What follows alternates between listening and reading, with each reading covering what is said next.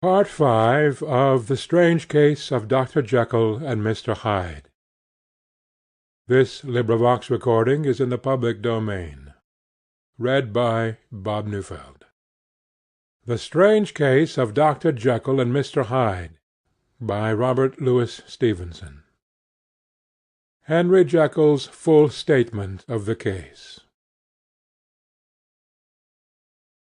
I was born to a large fortune, endowed besides with excellent parts, inclined by nature to industry, fond of the respect of the wise and good among my fellow men, and thus, as might have been supposed, with every guarantee of an honourable and distinguished future. And indeed the worst of my faults was a certain impatient gaiety of disposition, such as has made the happiness of many, but such as I found it hard to reconcile with my imperious desire to carry my head high, and wear a more than commonly grave countenance before the public. Hence it came about that I concealed my pleasures, and that when I reached years of reflection, and began to look round me and take stock of my progress and position in the world, I stood already committed to a profound duplicity of me. Many a man would have even blazoned such irregularities as I was guilty of, but from the high views that I had set before me, I regarded and hid them with an almost morbid sense of shame. It was thus rather the exacting nature of my aspirations, than any particular degradation in my faults, that made me what I was, and with an even deeper trench than in the majority of men, severed in me those provinces of good and ill which divide and compound man's dual nature. In this case I was driven to reflect deeply and inveterately on that hard law of life which lies at the root of religion, and is one of the most plentiful springs of distress.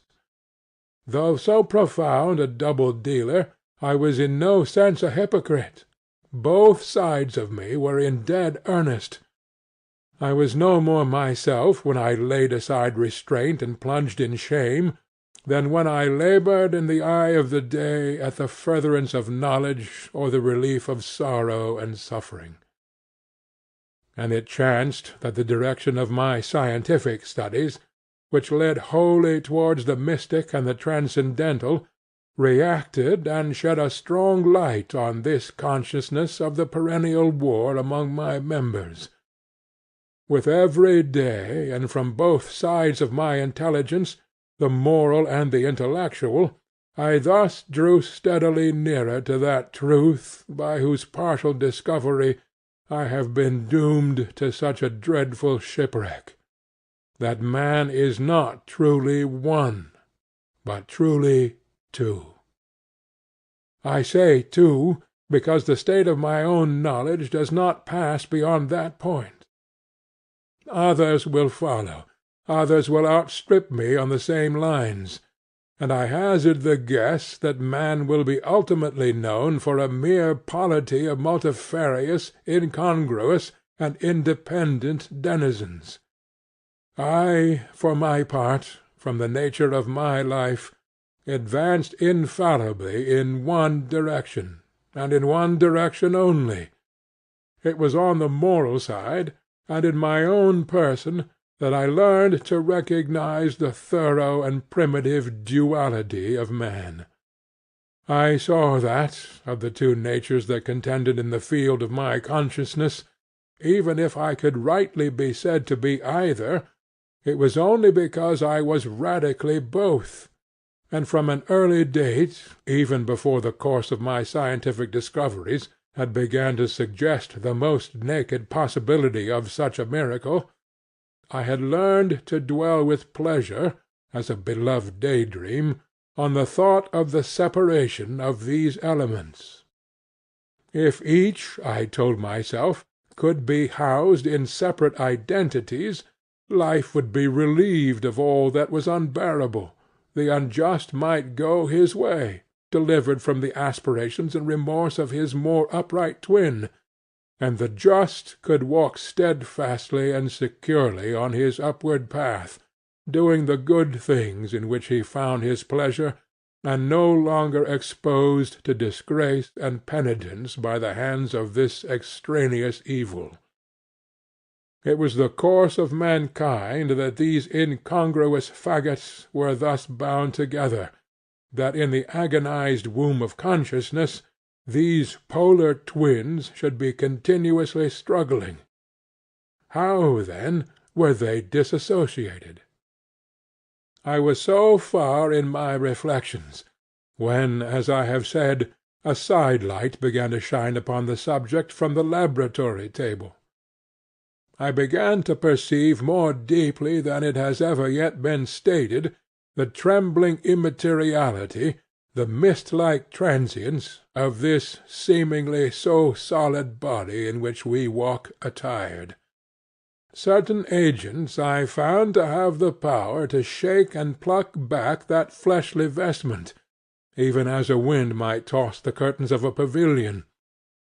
For two good reasons I will not enter deeply into this scientific branch of my confession. First, because I have been made to learn that the doom and burthen of our life is bound forever on man's shoulders, and when the attempt is made to cast it off, it but returns upon us with more unfamiliar and more awful pressure. Second, because, as my narrative will make, alas, too evident, my discoveries were incomplete.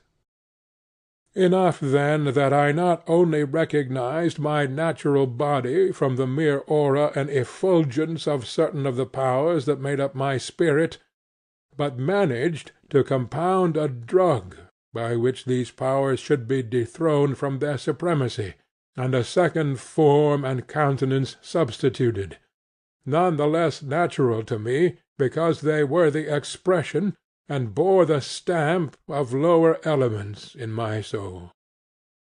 I hesitated long before I put this theory to the test of practice. I knew well that I risked death, for any drug that so potently controlled and shook the very fortress of identity might by the least scruple of an overdose, or at the least inopportunity in the moment of exhibition, utterly blot out that immaterial tabernacle which I looked to it to change.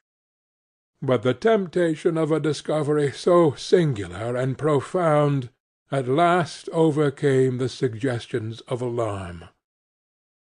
I had long since prepared my tincture. I purchased at once, from a firm of wholesale chemists, a large quantity of a particular salt, which I knew from my experiments to be the last ingredient required; and late one accursed night I compounded the elements, watched them boil and smoke together in the glass, and when the ebullition had subsided, with a strong glow of courage, drank off the potion. The most racking pangs succeeded. A grinding in the bones, deadly nausea, and a horror of the spirit that cannot be exceeded at the hour of birth or death. Then these agonies began swiftly to subside, and I came to myself as if out of a great sickness. There was something strange in my sensations, something indescribably new, and from its very novelty incredibly sweet. I felt younger, lighter, happier in body. Within I was conscious of a heady recklessness, a current of disordered sensual images running like a mill-race in my fancy, a solution of the bonds of obligation, an unknown but not an innocent freedom of the soul. I knew myself, at the first breath of this new life, to be more wicked, tenfold more wicked, sold a slave to my original evil, and the thought in that moment braced and delighted me like wine. I stretched out my hands, exulting in the freshness of these sensations, and in the act I was suddenly aware that I had lost in stature. There was no mirror at that date in my room. That which stands beside me as I write was brought there later on, and for the very purpose of these transformations. The night, however, was far gone into the morning. The morning, black as it was nearly ripe for the conception of the day. The inmates of my house were locked in the most rigorous hours of slumber, and I determined, flushed as I was with hope and triumph, to venture in my new shape as far as to my bedroom. I crossed the yard, wherein the constellations looked down upon me, I could have thought, with wonder, the first creature of that sort that their unsleeping vigilance had yet disclosed to them. I stole through the corridors, a stranger in my own house, and coming to my room, I saw for the first time the appearance of Edward Hyde. I must here speak by theory alone, saying not that which I know, but that which I suppose to be most probable. The evil side of my nature, to which I had now transferred the stamping efficacy, was less robust and less developed than the good which I had just deposed. Again, in the course of my life, which had been, after all, 9/10 a life of effort, virtue, and control, it had been much less exercised and much less exhausted; and hence, as I think, it came about that Edward Hyde was so much smaller, slighter, and younger than Henry Jekyll. Even as good shone upon the countenance of the one, evil was written broadly and plainly on the face of the other. Evil besides, which I must still believe to be the lethal side of man, had left on that body an imprint of deformity and decay.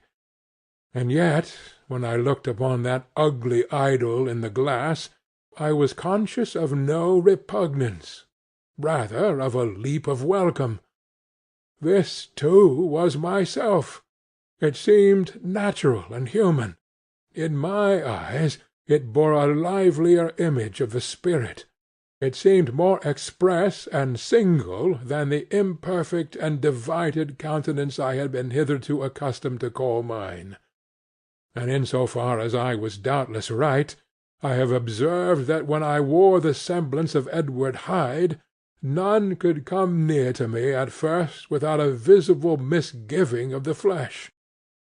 This, I take it, was because all human beings, as we meet them, are commingled out of good and evil, and Edward Hyde, alone in the ranks of mankind, was pure evil. I lingered but a moment at the mirror.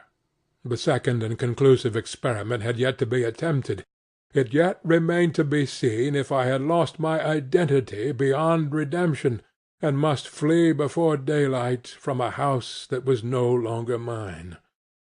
And hurrying back to my cabinet, I once more prepared and drank the cup, once more suffered the pangs of disillusion, and came to myself once more with the character, the stature, and the face of Henry Jekyll. That night I had come to the fatal cross-roads. Had I approached my discovery in a more noble spirit, had I risked the experiment while under the empire of generous or pious aspirations, all must have been otherwise, and from these agonies of death and birth I had come forth an angel instead of a fiend. The drug had no discriminating action. It was neither diabolical nor divine. It but shook the doors of the prison-house of my disposition, and, like the captives of Philippi, that which stood within ran forth. At that time my virtue slumbered. My evil, kept awake by ambition, was alert and swift to seize the occasion, and the thing that was projected was Edward Hyde. Hence, although I had now two characters as well as two appearances, one was wholly evil, and the other was still the old Henry Jekyll, that incongruous compound of whose reformation and improvement I had already learned to despair. The movement was thus wholly toward the worse. Even at that time I had not conquered my aversions to the dryness of a life of study. I would still be merrily disposed at times, and as my pleasures were, to say the least, undignified, and I was not only well known and highly considered, but growing towards the elderly man, this incoherency of my life was daily growing more unwelcome. It was on this side that my new power tempted me, until I fell in slavery. I had but to drink the cup to doff at once the body of the noted professor, and to assume, like a thick cloak, that of Edward Hyde. I smiled at the notion. It seemed to me at the time to be humorous, and I made my preparations with the most studious care. I took and furnished that house in Soho, to which Hyde was tracked by the police, and engaged as a housekeeper a creature whom I knew well to be silent and unscrupulous. On the other side, I announced to my servants that a Mr. Hyde, whom I described, was to have full liberty and power about my house in the square, and to parry mishaps I even called and made myself a familiar object, in my second character. I next drew up that will to which you so much objected, so that if anything befell me in the person of Dr. Jekyll, I could enter on that of Edward Hyde without pecuniary loss; and thus fortified, as I supposed, on every side, I began to profit by the strange immunities of my position. Men have before hired bravos to transact their crimes, while their own person and reputation sat under shelter. I was the first that ever did so for his pleasures. I was the first that could plod in the public eye with a load of genial respectability, and in a moment, like a schoolboy, strip off these lendings and spring headlong into the sea of liberty. But for me, in my impenetrable mantle, the safety was complete. Think of it!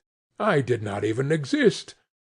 Let me but escape into my laboratory door, give me but a second or two to mix and swallow the draught that I had always standing ready, and whatever he had done, Edward Hyde would pass away like the stain of breath upon a mirror, and there in his stead, quietly at home, trimming the midnight lamp in his study, a man who could afford to laugh at suspicion would be Henry Jekyll.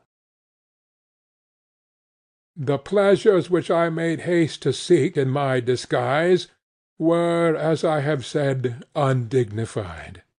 I would scarce use a harder term, but in the hands of Edward Hyde they soon began to turn toward the monstrous. When I would come back from these excursions, I was often plunged into a kind of wonder at my vicarious depravity. This familiar that I called out of my own soul, and sent forth alone to do his good pleasure, was a being inherently malign and villainous.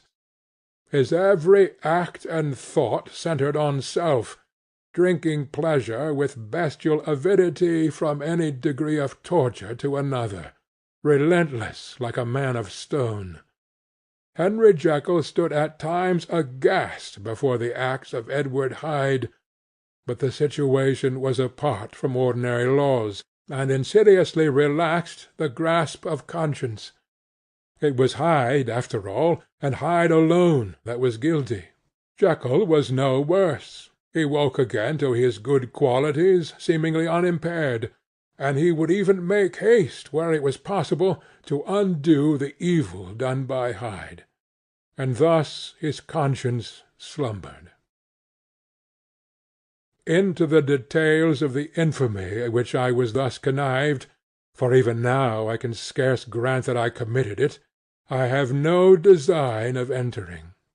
I mean to point out the warnings and the successive steps with which my chastisement approached.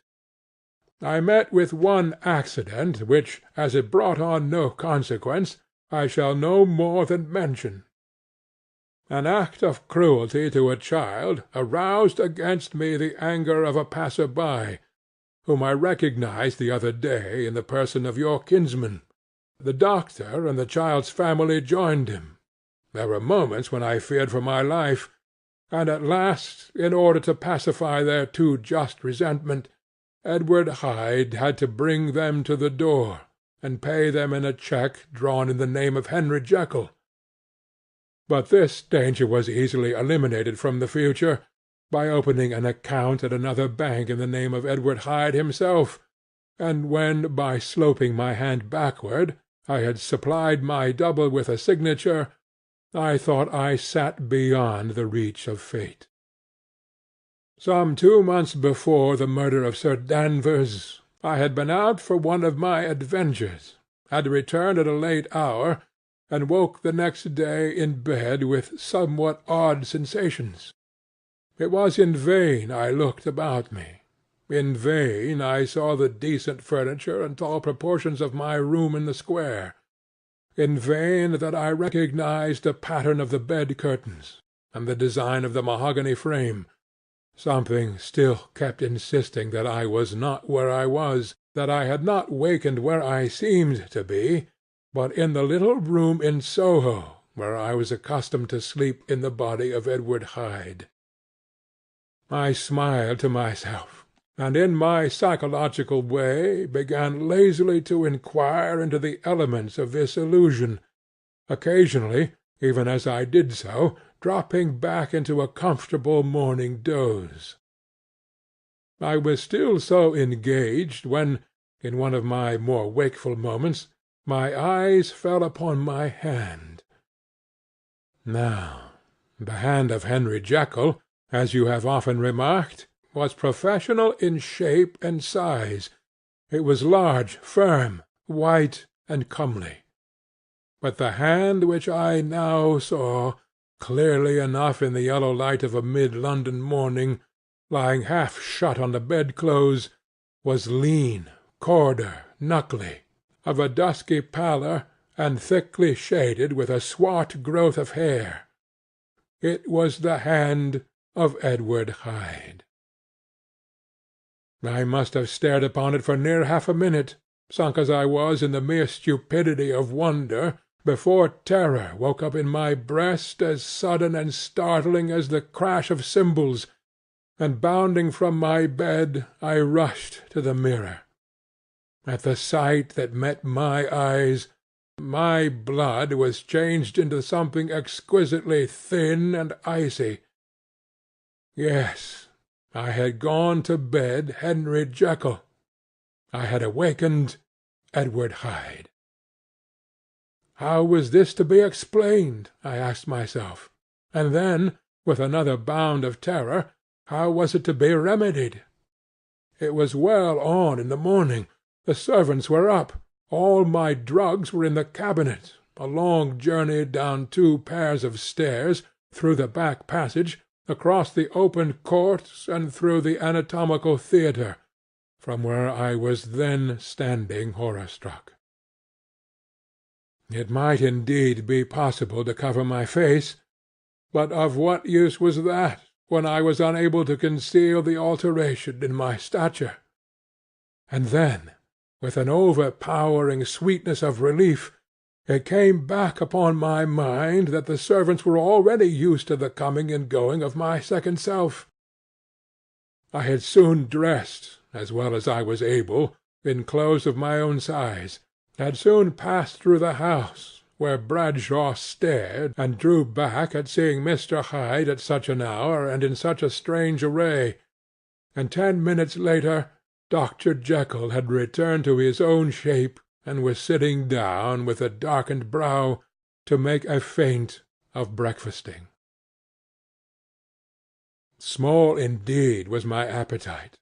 This inexplicable incident, this reversal of my previous experience, seemed, like the Babylonian finger on the wall, to be spelling out the letters of my judgment, and I began to reflect more seriously than ever before on the issues and possibilities of my double existence. That part of me which I had the power of projecting had lately been much exercised and nourished. It had seemed to me of late as though the body of Edward Hyde had grown in stature, as though, before I wore that form, I were conscious of a more generous tide of blood, and I began to spy a danger that if this were much prolonged, the balance of my nature might be permanently overthrown, the power of voluntary change be forfeited, and the character of Edward Hyde become irrevocably mine. The power of the drug had not been always equally displayed. Once, very early in my career, it had totally failed me. Since then I had been obliged on more than one occasion to double, and once with infinite risk of death to treble the amount. And these rare uncertainties had cast hitherto the sole shadow on my contentment. Now, however, and in the light of that morning's accident, I was led to remark that, whereas in the beginning the difficulty had been to throw off the body of Jekyll, it had of late gradually but decidedly transferred itself to the other side. All things therefore seemed to point to this, that I was slowly losing hold of my original and better self, and becoming slowly incorporated with my second and worse. Between these two I now felt I had to choose. My two natures had memory in common, but all other faculties were most unequally shared between them. Jekyll, who was composite, now with the most sensitive apprehensions, now with a greedy gusto, projected and shared in the pleasures and adventures of Hyde. But Hyde was indifferent to Jekyll, or but remembered him as the mountain bandit remembers the cavern in which he conceals himself from pursuit. Jekyll had more than a father's interest, Hyde had more than a son's indifference. To cast in my lot with Jekyll was to die to those appetites which I had long secretly indulged, and had of late begun to pamper. To cast it in with Hyde was to die to 1,000 interests and aspirations, and to become at a blow and for ever despised and friendless. The bargain might appear unequal, but there was still another consideration in the scales. For while Jekyll would suffer smartingly in the fires of abstinence, Hyde would not even be conscious of all that he had lost. Strange as my circumstances were, the terms of this debate are as old and commonplace as man. Much the same inducements and alarms cast the die for any tempted and trembling sinner, and it fell out with me, as it falls with so vast a majority of my fellows, that I chose the better part, and was found wanting in the strength to keep to it. Yes, I preferred the elderly and discontented doctor, surrounded by friends, and cherishing honest hopes, and bade a resolute farewell to the liberty, the comparative youth, the light step, leaping impulses, and secret pleasures that I had enjoyed in the disguise of Hyde. I made this choice perhaps with some unconscious reservation, for I never gave up the house in Soho, nor destroyed the clothes of Edward Hyde, which still lay ready in my cabinet. For 2 months, however, I was true to my determination. For 2 months I led a life of such severity as I had never before attained to, and enjoyed the compensations of an approving conscience. But time began at last to obliterate the freshness of my alarm. The praises of conscience began to grow into a thing of course. I began to be tortured with throes and longings, as of Hyde struggling after freedom, and at last, in an hour of moral weakness, I once again compounded and swallowed the transforming draught. I do not suppose that, when a drunkard reasons with himself upon his vice, he is once out of 500 times affected by the dangers that he runs through his brutish physical insensibility. Neither had I, long as I had considered my position, made enough allowance for the complete moral insensibility and insensate readiness to evil, which were the leading characters of Edward Hyde. Yet it was by these that I was punished. My devil had long been caged. He came out roaring. I was conscious, even when I took the draught, of a more unbridled, a more furious propensity to ill. It must have been this, I suppose, that stirred in my soul that tempest of impatience with which I listened to the civilities of my unhappy victim. I declare, at least, before God, no man morally sane could have been guilty of that crime upon so pitiful a provocation, and that I struck in no more reasonable spirit than that in which a sick child may break a plaything. But I had voluntarily stripped myself of all those balancing instincts by which even the worst of us continues to walk with some degree of steadiness among temptations, and in my case to be tempted, however slightly, was to fall. Instantly the spirit of hell awoke in me and raged.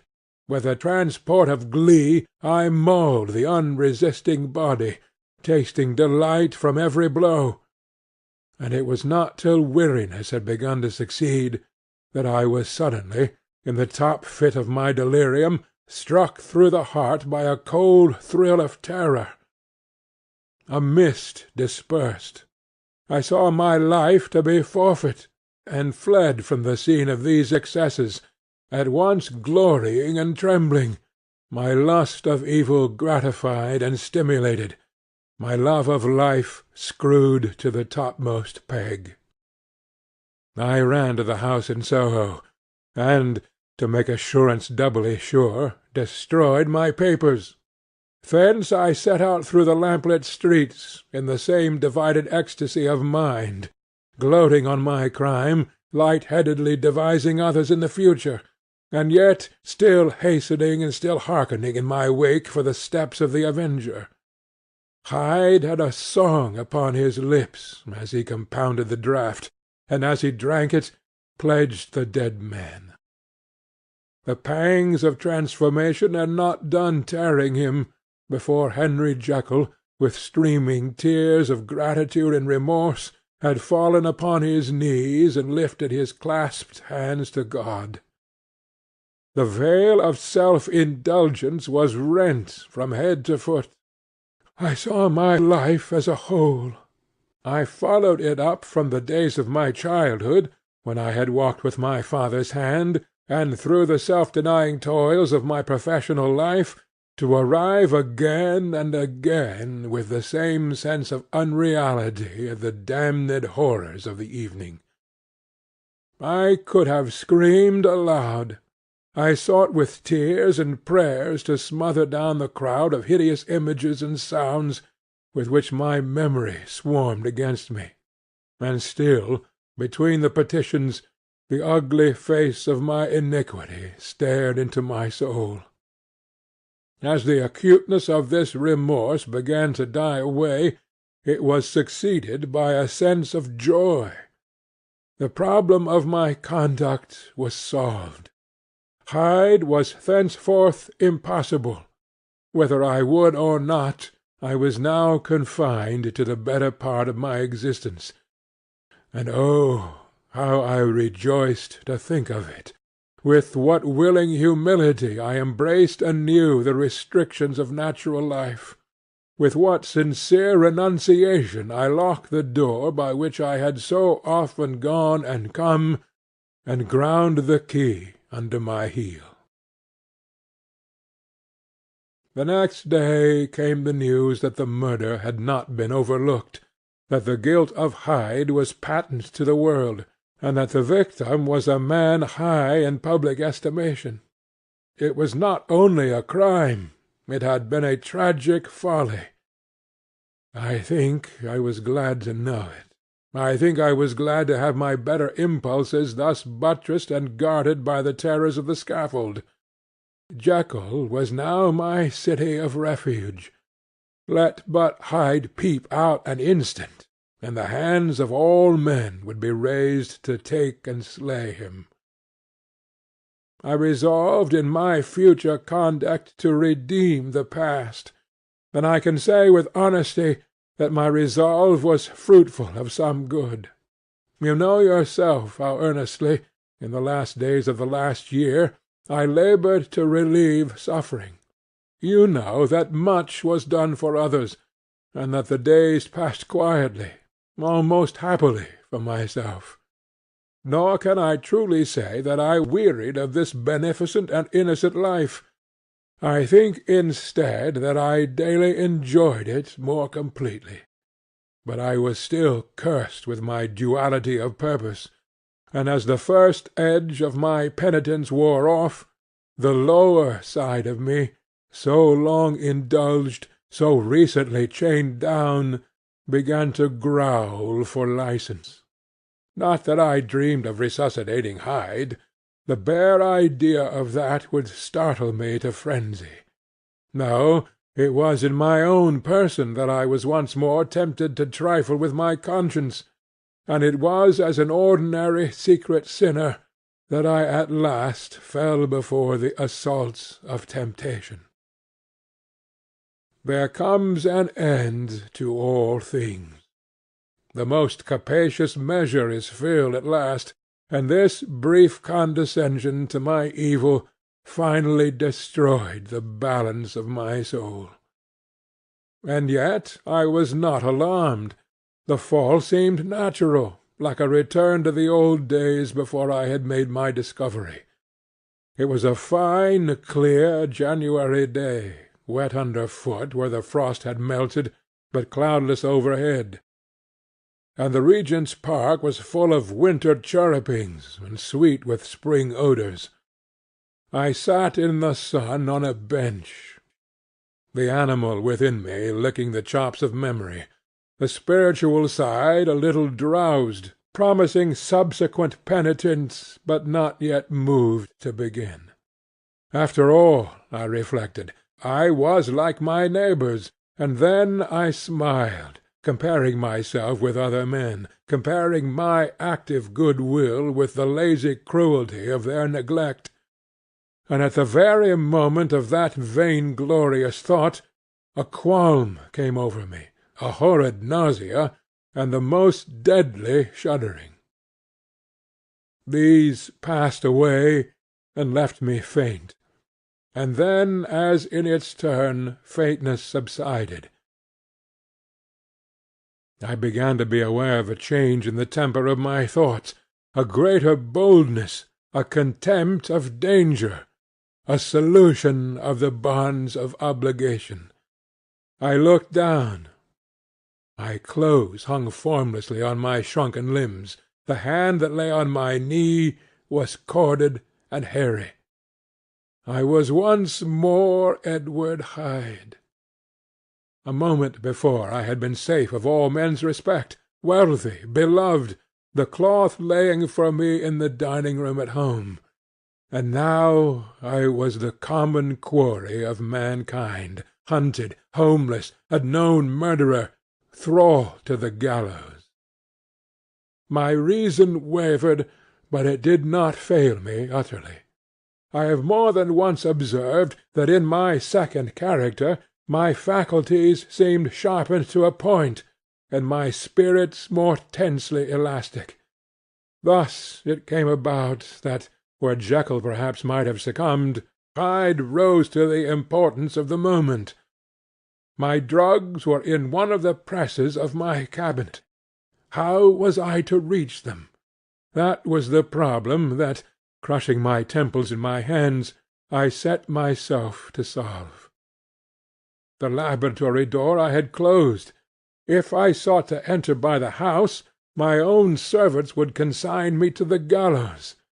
I saw I must employ another hand, and thought of Lanyon. How was he to be reached, how persuaded? Supposing that I escaped capture in the streets, how was I to make my way into his presence?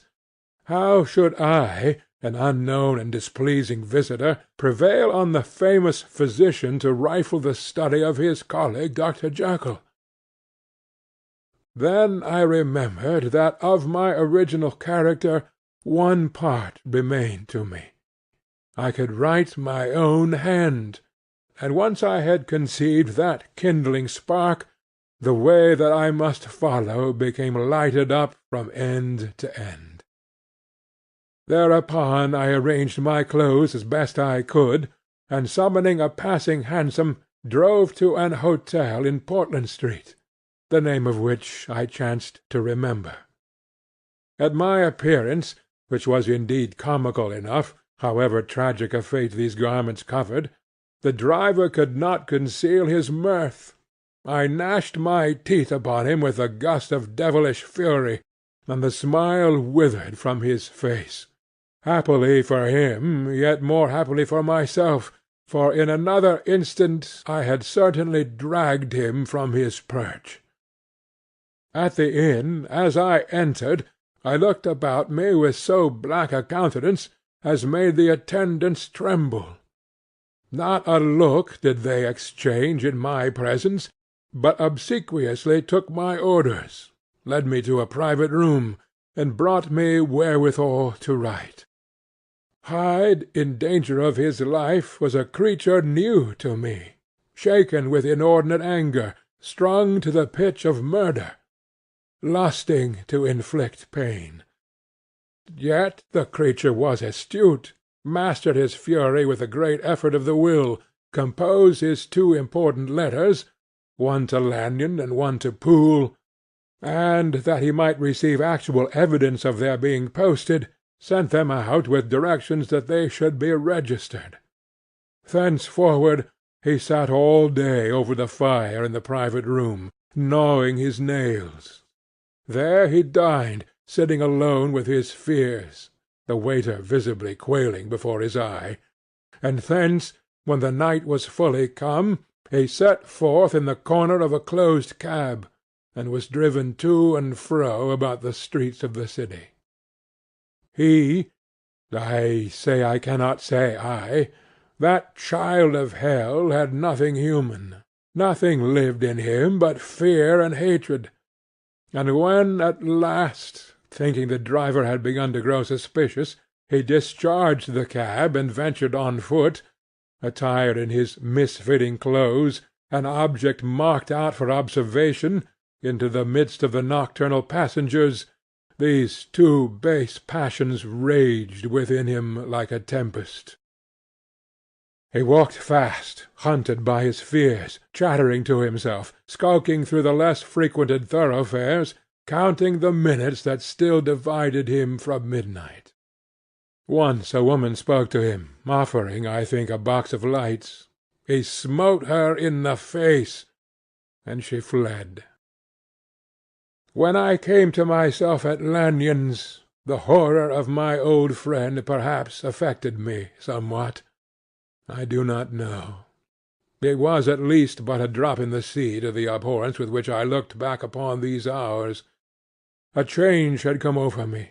It was no longer the fear of the gallows, it was the horror of being Hyde that racked me. I received Lanyon's condemnation partly in a dream. It was partly in a dream that I came home to my own house and got into bed. I slept after the prostration of the day with a stringent and profound slumber, which not even the nightmares that wrung me could avail to break. I woke in the morning shaken, weakened, but refreshed. I still hated and feared the thought of the brute that slept within me, and I had not, of course, forgotten the appalling dangers of the day before, but I was once more at home, in my own house and close to my drugs, and gratitude for my escape shone so strong in my soul that it almost rivalled the brightness of hope. I was stepping leisurely across the court after breakfast, drinking the chill of the air with pleasure, when I was seized again with those indescribable sensations that heralded the change, and I had but the time to gain the shelter of my cabinet before I was once again raging and freezing with the passions of Hyde. It took on this occasion a double dose to recall me to myself, and, alas, 6 hours after, as I sat looking sadly in the fire, the pangs returned, and the drug had to be re-administered. In short, from that day forth, it seemed only by a great effort as of gymnastics, and only under the immediate stimulation of the drug, that I was able to wear the countenance of Jekyll. At all hours of the day and night I would be taken with a premonitory shudder. Above all, if I slept, or even dozed for a moment in my chair, it was always as Hyde that I awakened. Under the strain of this continually impending doom, and by the sleeplessness to which I now condemned myself, aye, even beyond what I had thought possible to man, I became in my own person a creature eaten up and emptied by fever, languidly weak both in body and mind, and solely occupied by one thought, of my other self. But when I slept, or when the virtue of the medicine wore off, I would leap almost without transition, for the pangs of transformation grew daily less marked, into the possession of a fancy brimming with images of terror, a soul boiling with causeless hatreds, and a body that seemed not strong enough to contain the raging energies of life. The powers of Hyde seemed to have grown with the sickliness of Jekyll, and certainly the hate that now divided them was equal on each side. With Jekyll it was a thing of vital instinct. He now had seen the full deformity of that creature that shared with him some of the phenomena of consciousness, and was co-heir with him to death. And beyond these links of community, which in themselves made the most poignant part of his distress, he thought of Hyde, for all his energy of life, as of something not only hellish, but inorganic. This was the shocking thing, that the slime of the pit seemed to utter cries and voices, that the amorphous dust gesticulated and sinned, that what was dead and had no shape should usurp the offices of life.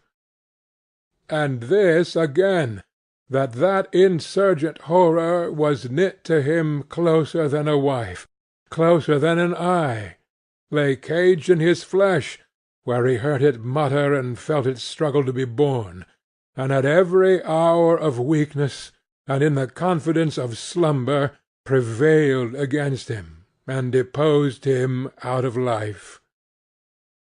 The hatred of Hyde for Jekyll was of a different colour. His terror of the gallows drove him continually to commit temporary suicide, and return to his subordinate station of a part instead of a person. But he loathed the necessity, he loathed the despondency into which Jekyll was now fallen, and he resented the dislike with which he was himself regarded. Hence the ape-like tricks that he would play me, scrawling in my own hand blasphemies on the pages of my books, burning the letters and destroying the portraits of my father, and indeed, had it not been for his fear of death, he would long ago have ruined himself in order to involve me in the ruin. But his love of me is wonderful. I go further. I, who sicken and freeze at the mere thought of him, when I recall the abjection and passion of this attachment, and when I know how he fears my power to cut him off by suicide, I find it in my heart to pity him. It is useless, and the time awfully fails me, to prolong this description. No one has ever suffered such torments. Let that suffice. And yet even to these habit brought no, not alleviation, but a certain callousness of soul, a certain acquiescence of despair, and my punishment might have gone on for years but for the last calamity which has now fallen, and which has finally severed me from my own face and nature. My provision of the salt, which had never been renewed since the date of the first experiment, began to run low. I sent out for a fresh supply, and mixed the draught. The ebullition followed, and the first change of colour, not the second. I drank it, and it was without efficiency. You will learn from Poole how I have had London ransacked. It was in vain, and I am now persuaded that my first supply was impure, and that it was that unknown impurity which lent efficacy to the draught. About a week has passed, and I am now finishing this statement under the influence of the last of the old powders. This, then, is the last time, short of a miracle, that Henry Jekyll can think his own thoughts or see his own face, now how sadly altered, in the glass. Nor must I delay too long to bring my writing to an end, for if my narrative has hitherto escaped destruction, it has been by a combination of great prudence and great good luck. Should the throes of change take me in the act of writing it, Hyde will tear it in pieces. But if some time shall have elapsed after I have laid it by, his wonderful selfishness and circumscription to the moment will probably save it once again from the action of his ape-like spite. And indeed the doom that is closing on us both has already changed and crushed him. Half an hour from now, when I shall again and for ever re-indue that hated personality, I know how I shall sit shuddering and weeping in my chair, or continue, with the most strained and fear-struck ecstasy of listening, to pace up and down this room, my last earthly refuge, and give ear to every sound of menace. Will Hyde die upon the scaffold, or will he find courage to release himself at the last moment? God knows. I am careless. This is my true hour of death, concerns another than myself. Here, then, as I lay down the pen and proceed to seal up my confession, I bring the life of that unhappy Henry Jekyll to an end. End of the strange case of Dr. Jekyll and Mr. Hyde.